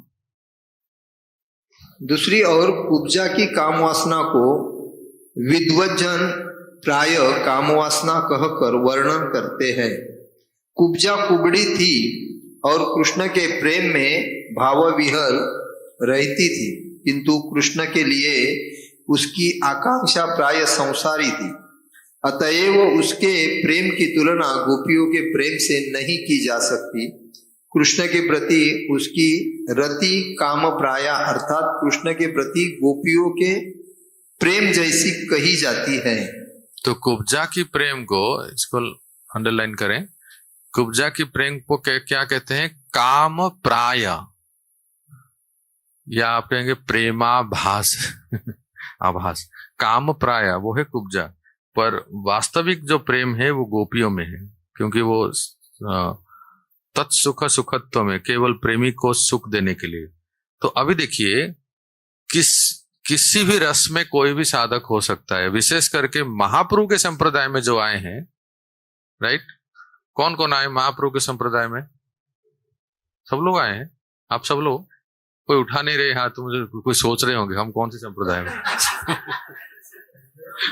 हाँ ना, मैं तो क्या उठा नहीं रहे, क्या हो गया? मैंने कहा कि जो महाप्रभु के संप्रदाय में आए हैं, तो कौन कौन आए हैं? अच्छा, जो महाप्रभु के संप्रदाय में आए हैं, तो महाप्रभु ने नाम संकीर्तन के द्वारा 4 रस को दिए हैं: दास्य, साख्य, वात्सल्य और माधुर्य। 4 रस के द्वारा प्रेम नाम संकीर्तन दिए, जिससे भगवान के साथ हम संबंधित हो सकते हैं। तो कहने का तात्पर्य, कोई दास्य भाव में रक्तक पक्तक जैसा दास्य भाव, दास्य सखाओं को अनुगमन कर सकते हैं। भगवान के सखाओं में कुछ सखाएं जो भगवान के बिल्कुल दास हैं। गोविंद लीलामृत में वर्णन आता है, अष्टयाम लीला में, जब सुबह ठाकुर जी उठते हैं तो यशोदा मैया बुलाते हैं इन सखाओं को, जिनका प्रमुख जिनमें है रक्तक पक्तक। ये भागे दौड़े आते हैं यशोदा मैया के कहने से, और क्या करते हैं, श्याम सुंदर अभी नहाएंगे इसलिए उनके लिए गमछा लो, लोटा लो, और जो भी उबटन, उस समय तो आपका लक्ष्य इंटरनेशनल साबुन नहीं था क्या, उपटन वगैरह, ये सब बहुत जो स्नान की लीला, ये सब ठाकुर जी को जो चाहिए, ये सखाएं जो है बिल्कुल तैयार है। इनको दास्य सखा कहते हैं, जो है रक्तक पक्तक जैसे होते हैं। तो कोई इनको अनुगमन कर सकते हैं दास्य भाव में, दास्य रस में। और थोड़ा जाए तो श्रीदाम, सुबल, मधुमंगल, स्तोको कृष्ण, अर्जुन के जो समान, अरे यार चलो आज तो वन में खाएंगे यार, घर में तुम तो रोज खाते, आज चलो गोविंदा चलते हैं। ऐसे होता है ना कभी कभी मन में। थोड़ा शांत रहिए ना आप लोग, इतना क्या है, इतना सुंदर लीला चल रहा है, आप लोग बीच में घंटी बजा देते हैं। व्हाट डू बताओ। अब कथा में ना व्याघात, आप फिर डिस्टर्ब हो जाएगा, कथा में आस्वादन नहीं कर पाओगे। तो मैं साख्य रस की बात कह रहा था कि कोई दास्य भक्त का अनुगमन कर सकते हैं, जिसके मन में है कि मैं प्रभु का दास हूं। दास्य तो सब में है, राधा रानी में भी दास्य भाव है, वात्सल्य भाव में भी दास्य, पर किसी किसी का दास्य प्रमुख रहता है। हाँ,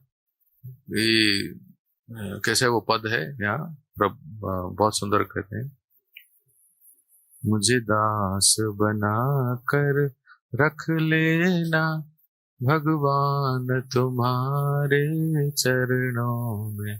तो हनुमान जी क्या भाव के, दास्य भाव, हमेशा तत्पर रहते हैं, प्रभु आदेश, सेवा के लिए तत्पर। तो साख्य, ये कुछ सखाओं में कुछ दास्य सखा होते हैं। मैं वैकुंठ की बात नहीं कह रहा हूं, सीधा आप चले जाइए, हम चले जाएंगे गोलोक वृंदावन में। गोलोक वृंदावन में दास्य सखाएं भी होते हैं। फिर जो सखा भाव में है, उनके मन में होता है, जैसे मैंने बताया ना, बहुत दिन हो गया तुम घर में ही खाते हो, चलो यार थोड़ा वन में चलते हैं। जैसे कभी कभी भक्तों के मन में होता है, चलो गोविंदा में चलते हैं। तो उसके प्रकार से वो वन में जाते हैं। कलेवा मतलब ब्रेकफास्ट, कलेवा करने के लिए वो वन में जाते हैं। तो सख्य भाव है। सख्य भाव तो और इंटीमेसी है ना। तो कई बार किसी से वो गाली गुलोज भी करते हैं, तू सारे क्या कर रहा है, 9 लाख गाय है मेरे बाप के, तो तू घर में रख, क्या समझ रहे हो, तेरे 9 लाख है तो हम भी कोई कम नहीं है, हम भी कोई अहिर के बेटे नहीं है अहिर के ही बेटे हैं मतलब कह रहे हैं कि हम अहिर के बेटे हैं, तू कौन सा राजा का बेटा है तो ऐसे मतलब थोड़ा सा इंटीमेसी ज्यादा है, आत्मीयता। तो वो सख्य रस में, तो कोई सख्य भाव में भगवान की सेवा कर सकते हैं। एक भक्त का नाम नहीं लेंगे, उन्होंने एक बार ऐसे बताया कि जन्माष्टमी का समय था, सभी मंदिरों में बड़ा उत्सव हो रहा है, तो हमारे मंदिर में भी अभी तक ठाकुर जी के लिए कोई ड्रेस नहीं आया। वो तो किसी ने स्पॉन्सर नहीं किया, मंदिर में भी इतने धन नहीं थे, तो ये गए अपने ठाकुर जी के पास। देखिए जन्माष्टमी आ रही है, हर मंदिर में बड़ा उत्सव हो रहा है धूमधाम से, और इस्कॉन में तो आप जानते हैं जन्माष्टमी सबसे बड़ा उत्सव मनाया जाता है। अभी तक आपका ड्रेस नहीं आया, जन्माष्टमी बहुत नजदीक आ रहा है, अब क्या करेंगे, हम क्या पहनाएंगे बताइए, आप ही बताइए। अब आप ही देखिए अपना ड्रेस कहाँ से आएगा। अरे अगले दिन को एक आ गया, प्रभु जी कुछ डोनेशन चाहिए था ना आपको, ये तो सत्य घटना बता रहा हूं, मैं चंडीगढ़ मंदिर की बात कह रहा हूँ जी, उसके ऐसे ही। अच्छा बताइए, माइक लेके क्या बताए।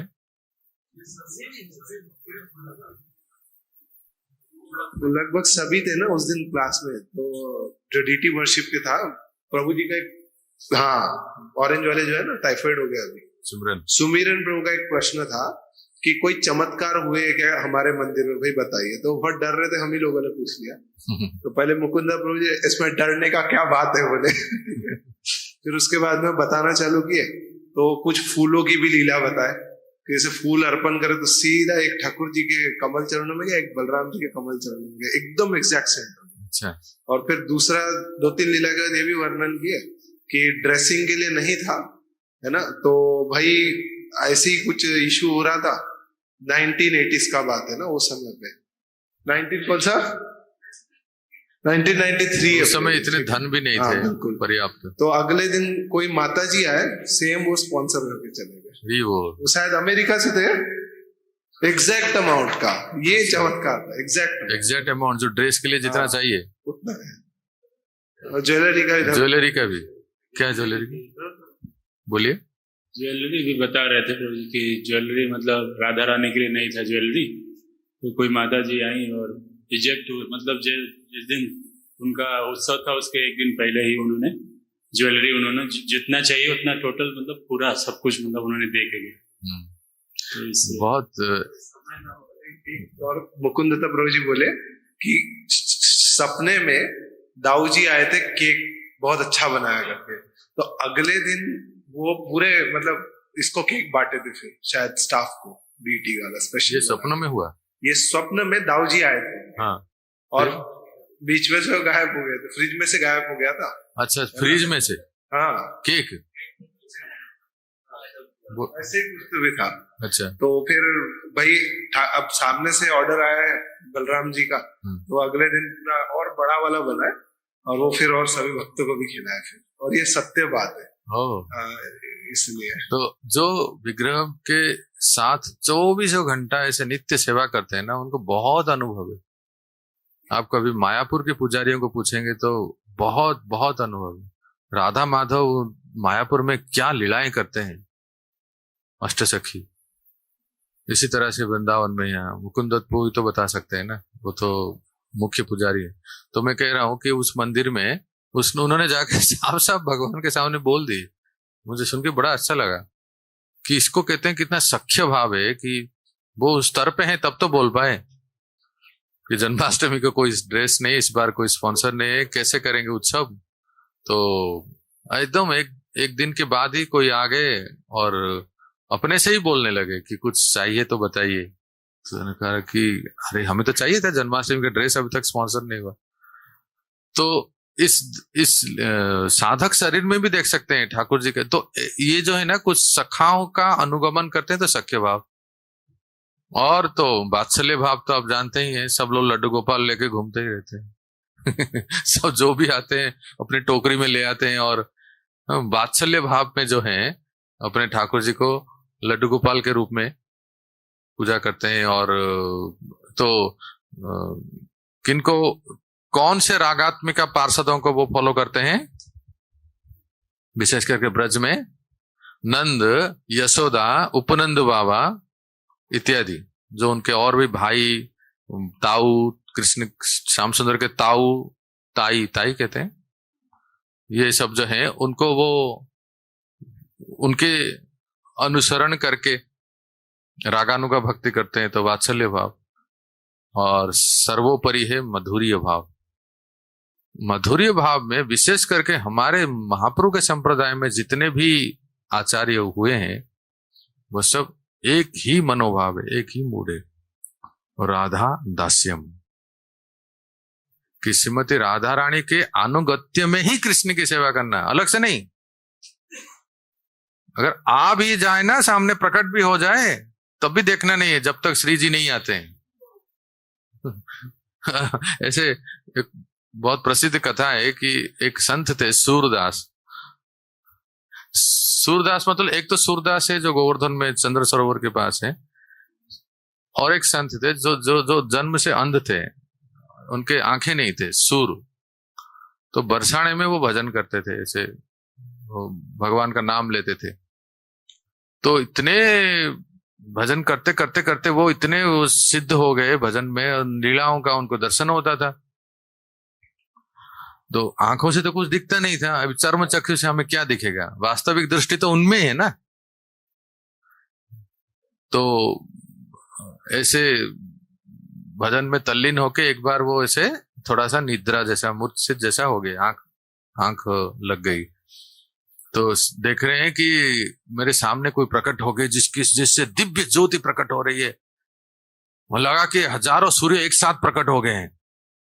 अब उनको तो कुछ दिखता नहीं है, पर उनको लगा कि कोई सामने से एकदम बड़ा कोई दिव्य पुरुष प्रकट हुए हैं, दिव्य व्यक्ति।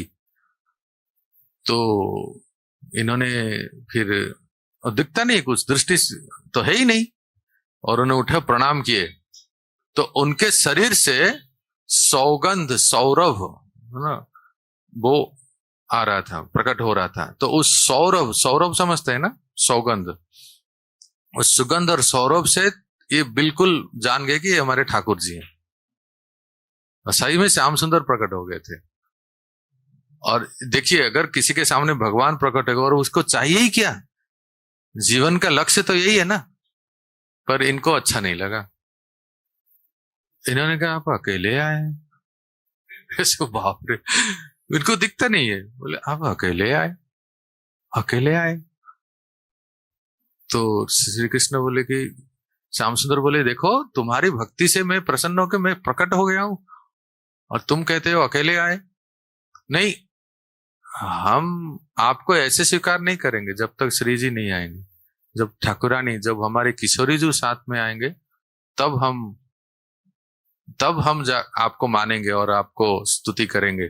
तो श्याम सुंदर भी बड़े चालाक हैं। श्याम सुंदर कहते हैं उनको, तुम्हें कैसे पता कि श्री जी नहीं आए? मतलब कहने का अर्थ है तुम्हें तो दिखता नहीं है, तुम्हें कैसे पता कि श्री जी नहीं आए? अब इसके बाद जो उत्तर देते ना, सब लोग बड़े ध्यान से सुने, रोंगटे खड़े हो जाते हैं सुन के। हे भगवान, कैसे कैसे महात्मा इस धरती पे हैं और इस ब्रजमंडल में है।